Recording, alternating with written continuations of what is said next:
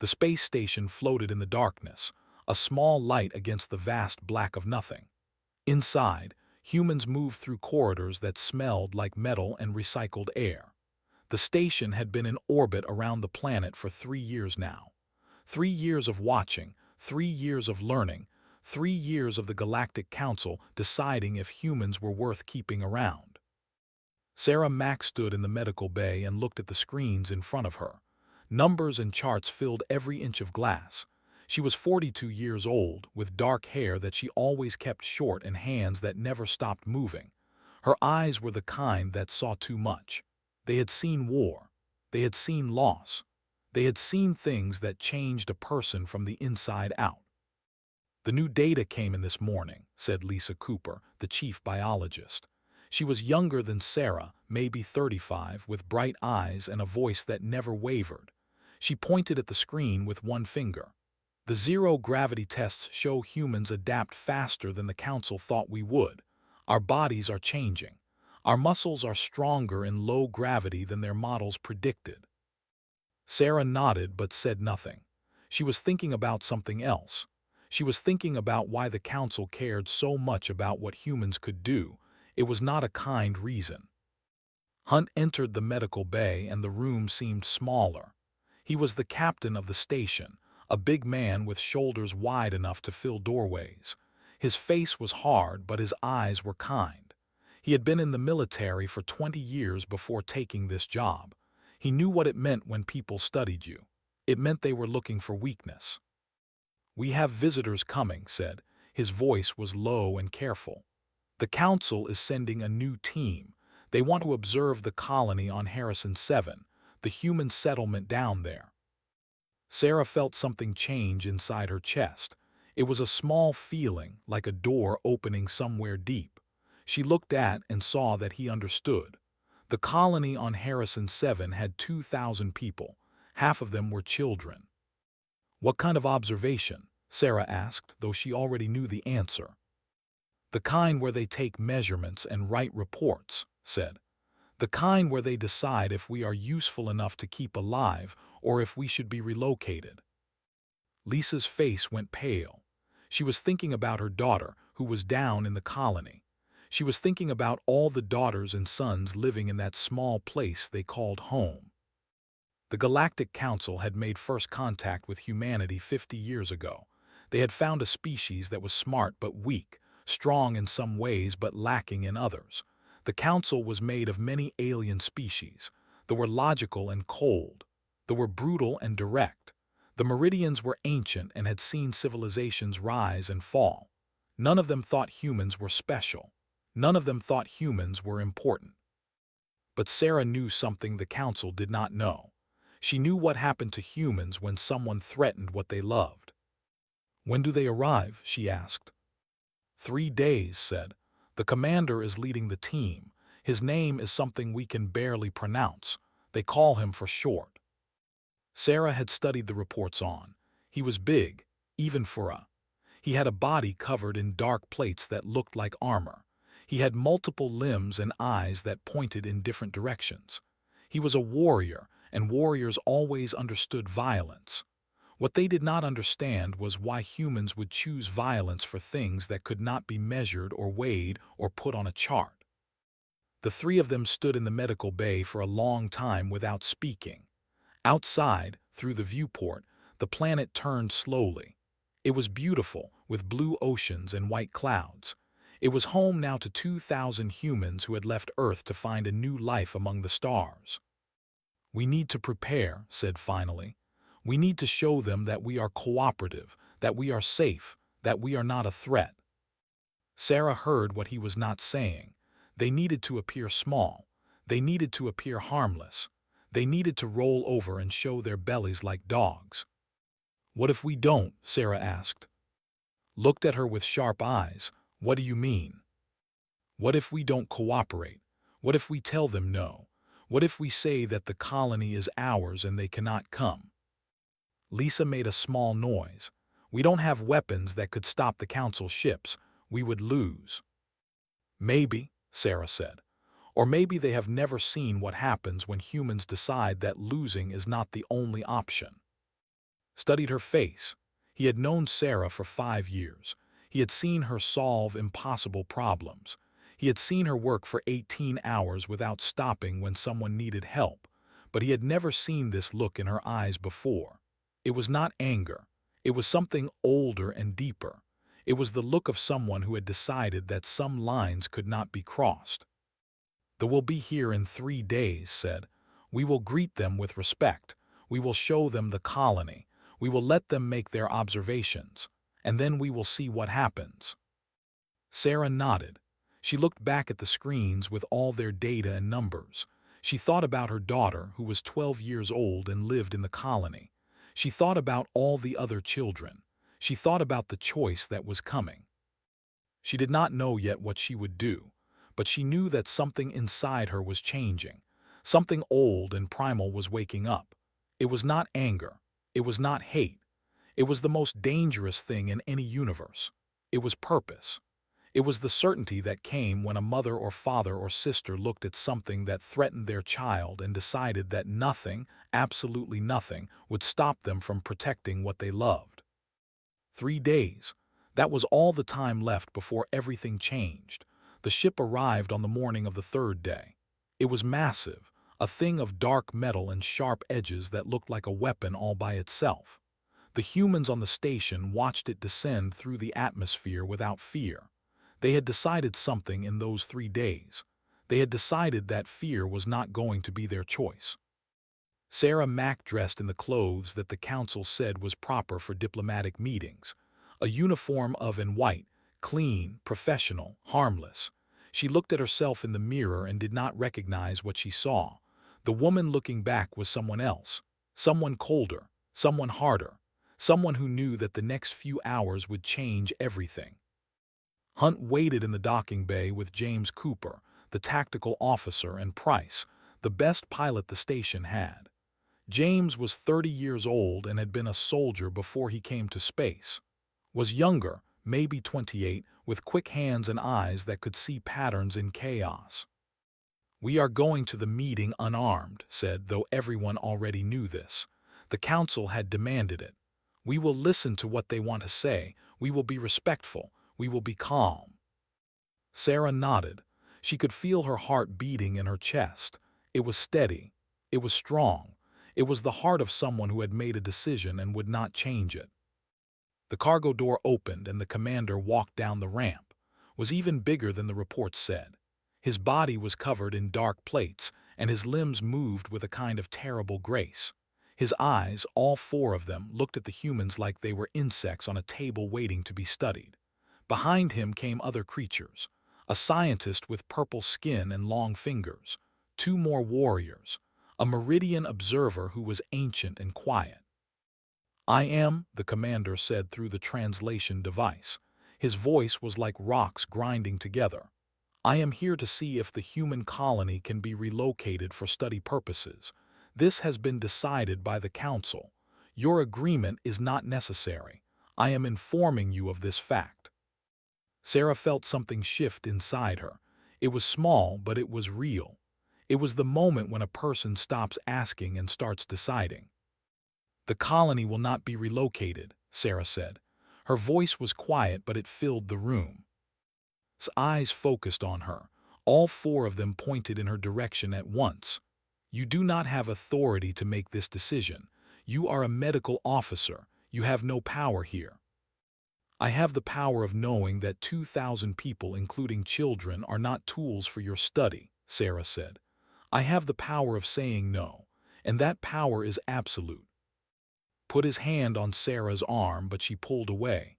She walked toward. The distance between them closed. Her eyes met his eyes, and then something happened, something that had never seen in a human before. Sarah's pupils dilated. It happened fast, faster than eyes could normally track. Her pupils expanded to take in more light, more information. Her body changed. Her breathing became steady and deep. Her muscles seemed to coil and prepare. It was a response that every predator in the galaxy recognized. It was focus. It was the moment when a creature decided that survival was not enough, when it decided that there was something worth dying for, when it decided to fight. And it was coming from a human. His body responded before his mind did. He stepped backward. His limbs moved into a defensive position. Something ancient in his genetics, something that had been bred into his kind through millions of years of violence, screamed at him that he was looking at something dangerous. "What is this?" the scientist asked. His voice was thin and confused. "It is a predator response," Sarah said, her voice even now, calm now, certain now. "It is what we become when someone threatens what we love. It is what you should have seen coming when you decided to take children from their homes." James Cooper moved forward and his pupils dilated too, then Price, then Hunt. The commander found himself surrounded by humans whose eyes had changed into something else. Not human, something older, something that belonged to things that hunted in the dark. "You will leave this station," Sarah said. "You will tell the council that the colony on Harrison 7 is protected. You will tell them that any attempt to take humans against their will has ended. And you will tell them that the species you thought was weak enough to ignore has decided that you were wrong." His breathing was heavy. His 4 eyes could not look away from Sarah's changed eyes. He had fought in wars. He had killed hundreds of creatures, but he had never felt what he felt now.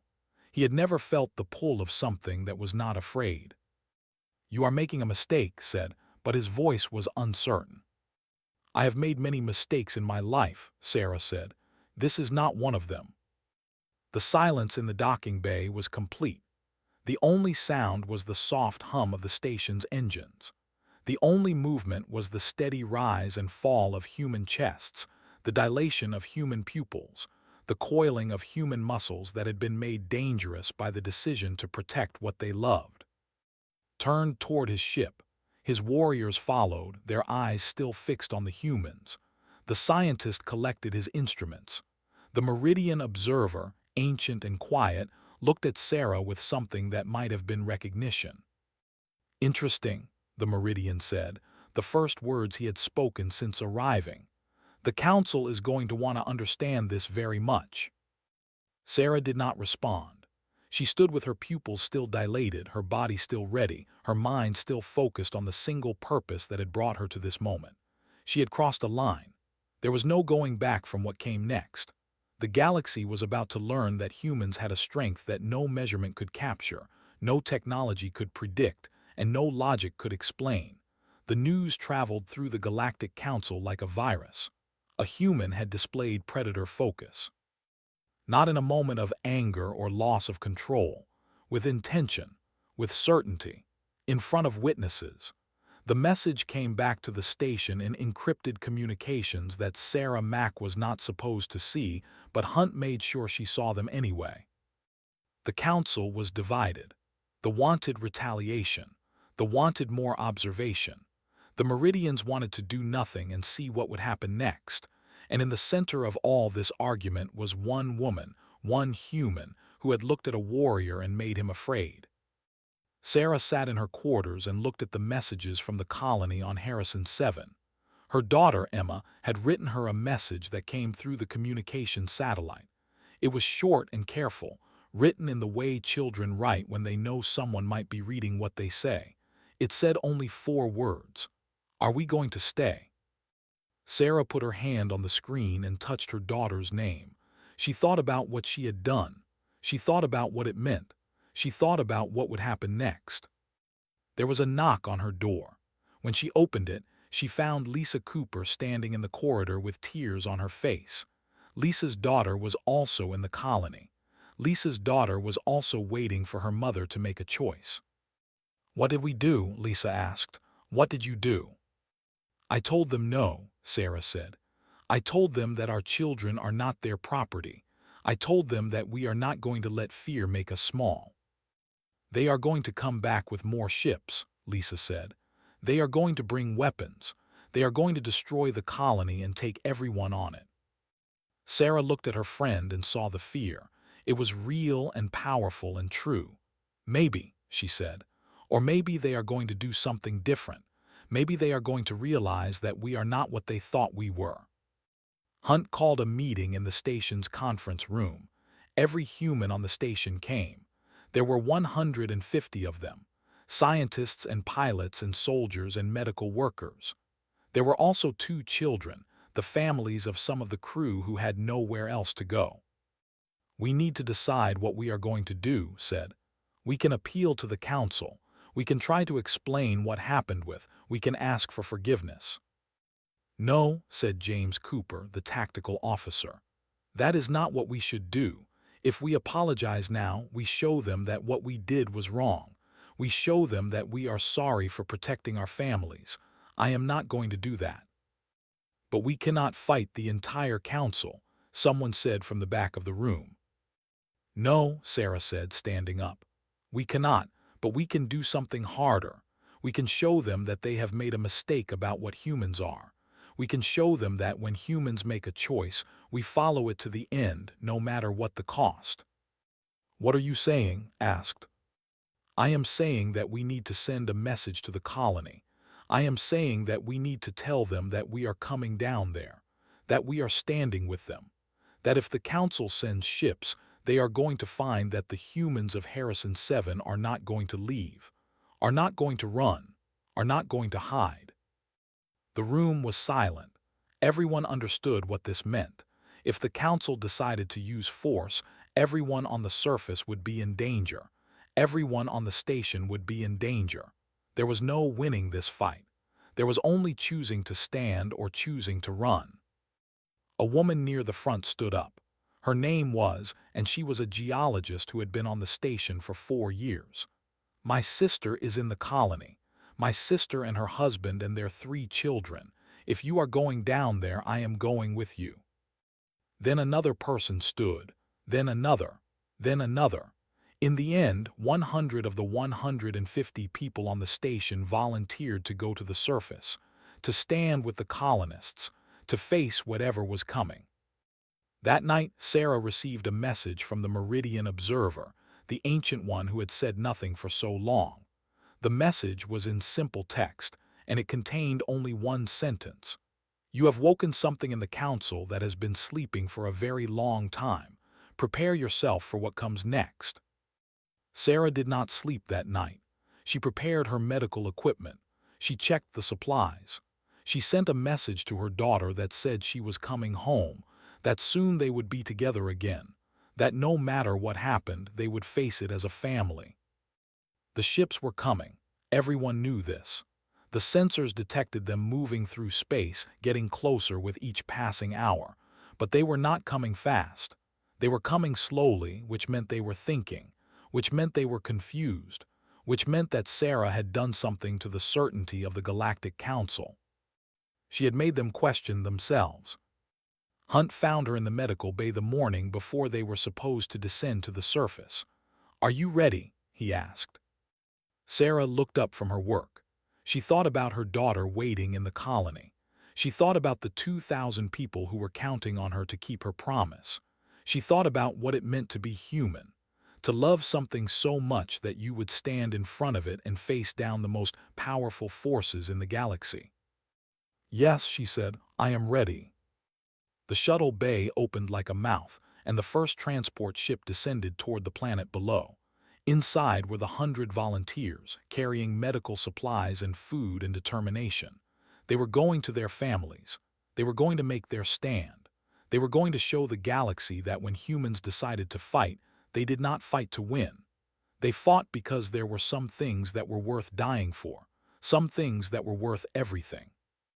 The transport ships touched down on Harrison 7 in the early morning. The sky was purple and gold, and the air smelled like rain and growing things. Sarah Mack stepped out of the shuttle and felt the weight of the planet beneath her feet. After months on the station, gravity felt strange and real and present. Emma was waiting at the landing bay. She was 12 years old and had her mother's eyes and her father's stubbornness. She ran towards Sarah with her arms open, and Sarah caught her and held her tight. For a moment, nothing else mattered. For a moment, there was only a mother and a daughter who had been apart for too long. "Are we going to be okay?" Emma asked. "We are going to be okay," Sarah said. She did not know if this was true, but she said it anyway. She said it because her daughter needed to hear it. She said it because sometimes hope is the only thing that keeps a person standing. The colony was larger than Sarah had expected. The buildings were made of local materials, and they blended into the landscape. There were gardens and water systems and schools. There were children playing and people working. It was a place that humans had built from nothing, and it was good. The council of the colony, 5 people elected by the colonists, met with Sarah and James Cooper in the main building. They knew why these people had come. They understood what it meant that 100 humans from the station were now on the ground with them. "We received a message from the council," the colony leader, an old man named Robert, said. "They are coming in 4 days. They are bringing a full investigation team. They want to inspect all of our facilities and all of our people." "They are not going to take anyone," Sarah said. "That is what we are here to tell you. We have made our decision. We are going to stand together, we are going to say no, and we are going to mean it." "And if they use force?" Robert asked. Sarah thought about this for a long moment. "Then they use force, and we will have tried to protect what we love. That is all anyone can do." James Cooper stepped forward. "I have been looking at the colony's defenses. They are not good, but they could be better. We need to make sure that if anything happens, people have places to go. Safe places where they can hide. We need to prepare the evacuation routes." Price, who had come down on the 3rd shuttle, was already studying the terrain. She was young and smart, and she was thinking about how a colony could survive if the sky above it became dangerous.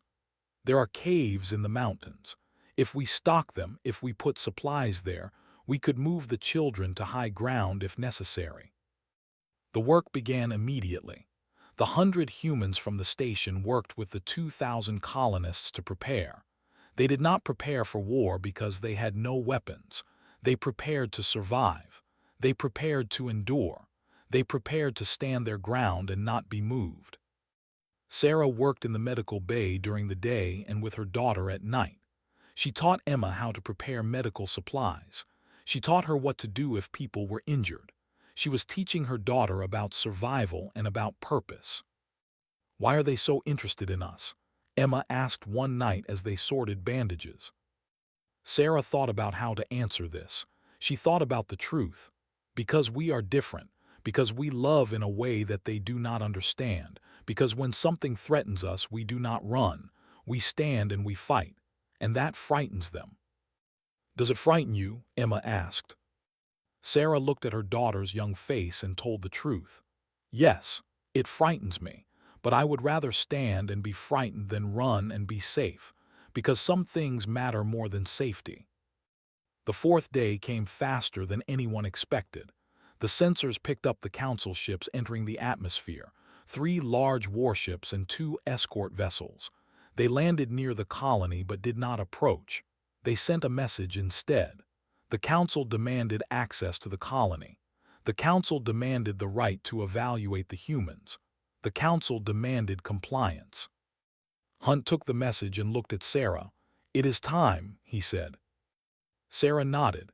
She took Emma's hand and walked to the colony's entrance. Behind her came 2,000 colonists.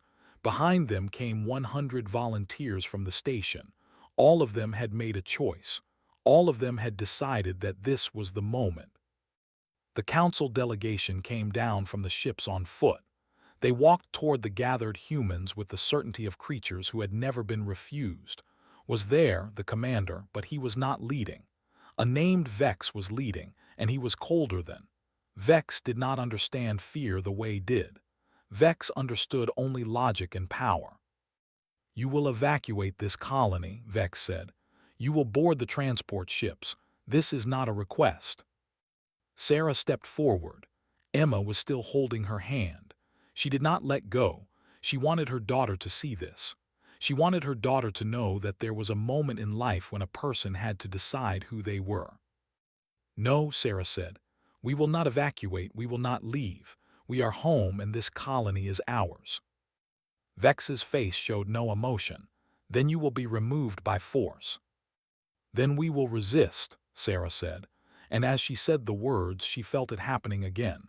She felt her pupils dilating. She felt her body preparing. She felt the ancient thing inside her that would not break and would not bend. But this time it was not just Sarah. It was Emma. It was Lisa. It was James. It was every human on that ground standing together, showing the Meridian observers that they had all made the same choice, that they were all willing to stand and face whatever came next. Vex looked at the 2,100 humans whose pupils had dilated at exactly the same moment. He looked at the focus in their eyes. He looked at the certainty in their bodies. And for the first time in his long life, the commander understood that he had made a mistake. He had thought of humans as weak. He was only beginning to understand what weakness really meant. It meant refusing to fight for what you loved. It meant being safe when others suffered. It meant being logical when logic did not matter. Humans, it seemed, were not weak at all. The standoff lasted for 6 hours. The commander and his delegation stood facing the humans while the 2,000 colonists and 100 volunteers waited. No one moved. No one spoke. It was a battle fought with eyes and will and the choice to stand still. Vex made a communication to the council. Sarah could not hear the words, but she could see the frustration on his face. The Meridian observer, the ancient one who had said little, walked to the edge of the standoff and looked at Sarah. His ancient eyes studied her face. "You know you cannot win this," the Meridian said. "If the council decides to use force, you will lose. Your colony will be destroyed. Your people will be taken or killed." "I know," Sarah said. She did not look away. "But we will have stood, that matters." The Meridian was quiet for a long time. "Do you know what the council is discussing right now? They are discussing whether a species that will not run, will not surrender, will not abandon its young, is worth destroying or worth understanding. They are divided in a way I have not seen them divided in 3,000 years." Sarah heard the meaning beneath the words. She heard that something had shifted. She heard that the choice she had made, the choice that every human had made by standing in that field with their pupils dilated and their bodies ready, had changed something in the galaxy that could not be changed back. 2 hours later, Vex walked back to the ships. His delegation followed him. The commander looked at Sarah before he left, and something like recognition passed between them. He understood now. Understanding did not mean he approved, but it meant he knew. The ships did not leave immediately. They stayed in orbit for 2 more days while the council argued. The communications were not broadcast to the colony, but Hunt intercepted fragments. The wanted to show force. The wanted more observation. The Meridians argued that the humans had proven something important, that a species willing to defend what it loved without care for the cost was a species worth talking to. On the morning of the 3rd day, a message came through the official channels. It was from the council. It stated that the colony on Harrison 7 was now recognized as a human settlement with full rights under the Galactic Charter. It stated that any attempt to relocate or remove the humans would be considered an act of aggression against a protected species. It stated that the humans of Earth and their descendants were to be granted observer status at the council, with the possibility of full membership in 1 Earth Standard year. Sarah read the message and felt something break inside her, not break in a bad way, break like ice breaking when spring comes. She felt tears on her face and did not wipe them away. Emma wrapped her arms around her mother. "Did we win?" she asked. "Yes," Sarah said, "we won." But the victory was not what everyone thought. The victory was not that the humans had stopped the council. The victory was that the council had finally seen the humans, had finally understood what they were looking at, had finally recognized that in a galaxy full of logic and power and technology, there was something more dangerous and more important. There was purpose. There was love. There was the willingness to stand. Over the next months, things changed. The humans and aliens began to understand each other, requested a private meeting with Sarah, and they sat together in the colony garden and talked about what it meant to be a warrior, what it meant to protect, what it meant to recognize something in another creature that matched something in yourself. The Meridian Observer, whose name could not be properly translated but who told the humans to call him Elder, spent time studying human art and music and literature. He was searching for understanding. He was searching for the reason why humans would make choices that no logic could explain. James Cooper began training military officers from across the galaxy. He taught them not just tactics but the human way of thinking, the way that a soldier would charge into danger, not because it was logical, but because someone needed protecting. Price showed pilots how to fly with creativity and instinct, and the kind of freedom that only came from a species that had always known it might die. On the first anniversary of the day Sarah walked onto Harrison 7 to stand with her people, she received a message from the Council. It offered her a position as an ambassador. It offered her the chance to help bridge the gap between humans and the rest of the galaxy. She accepted. Emma was 13 now, and she had decided that she wanted to study biology. She wanted to understand the different species of the galaxy. She wanted to help her mother build peace instead of walls. Sarah stood in her new office on the council station and looked out at the stars. She thought about the moment when had stepped backward. She thought about the moment when Vex had turned and walked away. She thought about every moment since when the galaxy had begun to understand that humans were not weak or simple or limited. They were dangerous in the way that any creature is dangerous when it has something to lose. Dangerous in the way that family is dangerous. Dangerous in the way that hope is dangerous. The message from Emma came through her communication device. It was a picture of Emma in her new school, surrounded by students from 6 different species. All of them were learning together. All of them were becoming friends. The message said only one thing: "We did it, Mom. We changed things." Sarah looked at the picture and smiled. They had changed things, not by being bigger or stronger or smarter, by being willing to stand, by being willing to look at the most powerful forces in the galaxy and say no, by being willing to risk everything for each other. The Galactic Council had once thought of humans as a minor species that could be studied and controlled. Now they understood the truth. They understood that humanity's greatest strength was not in technology or weapons or physical power. It was in the simple act of choosing to protect what you loved, no matter the cost. In the depths of space, where stars burned and planets turned, a new chapter had begun. A chapter where humans were not subjects to be observed but partners to be understood. A chapter where the galaxy would learn that the most important power was not the power to destroy but the power to stand and say, yes, we will defend this, and yes, we will protect them, and yes, we will do it together. Sarah put her hand against the viewport and looked out at the endless dark. Somewhere down there, on a planet called Harrison 7, her daughter was looking up at the same stars, and they both knew the truth that the galaxy was only beginning to learn. That when humans made a choice, when they decided to fight for something that mattered, nothing in the universe could make them bend.